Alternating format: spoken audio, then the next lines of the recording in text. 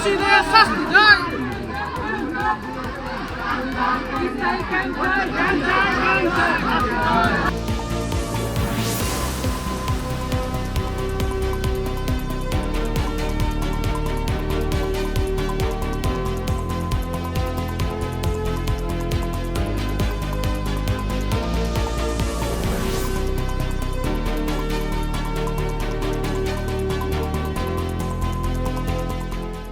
বিচার যাতে হয় সে দায়িত্ব সেটা আমরা করছি।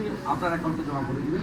আমি 10,01,000 টাকা করে আপনাদেরকে চেক দিলাম, আপনারা গ্রহণ করলেন, আমি কৃতজ্ঞ। কিন্তু মূল যে বিচার এবং নিরাপত্তা, এটার জন্য যা যা করার করবো। আর চন্দনের স্ত্রীর ব্যাপারেও আমার ভাবনা থাকবে, বাচ্চা দুটা পড়াশোনার ব্যাপারে আপনি বাড়ির মুরব্বী, আপনি আমাকে এই পরিবার নাকি সিপিএম বলেছে, প্রমাণ হয়ে গেল। পরিবার কার? পরিবার হিন্দু। দাদা কি দেখলেন বাড়িতে এসে আজকে এখানে? ভয়ঙ্কর অবস্থা, আতঙ্ক। সবাই বলছে বিএসএফ এর ক্যাম্প চাই, এনআইএ তদন্ত চাই। আর আজকে কি দিলেন পরিবারকে? এরা মুখ্যমন্ত্রীর 10 লাখ টাকা প্রত্যাখ্যান করেছে। আমি 10,01,000 টাকা করে দুটো মৃত পরিবারকে দিয়েছি, গ্রহণ করেছি। হিন্দুদের কাছে আমি কৃতজ্ঞ। এদের কাছে মুখ্যমন্ত্রী ব্রাত্য আর বিরোধী দলনেতা তাকে অ্যাকসেপ্ট করেছে।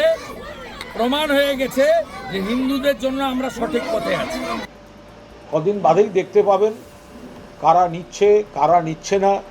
রাজ্য সরকার মাননীয় মুখ্যমন্ত্রী মমতা বন্দ্যোপাধ্যায়ের নেতৃত্বে তাদের যা কর্তব্য নিশ্চিতভাবে পালন করছে মানবিকতার সঙ্গে। যে ঘটনায় যে সরকারি ক্ষতিপূরণ বরাদ্দ রয়েছে, থাকা উচিত, পরিবারের পাশে থাকা উচিত, সেগুলো হয়েছে। এবার সেটা যদি সাময়িকভাবে বিষ প্রচারে বিভ্রান্ত হয়ে স্বজনহারার যন্ত্রণায় কেউ যদি বলেন না এখন নেব না, তো তার সঙ্গে রাজনৈতিক অভিমুখ খোঁজাটা একেবারেই ঠিক নয়।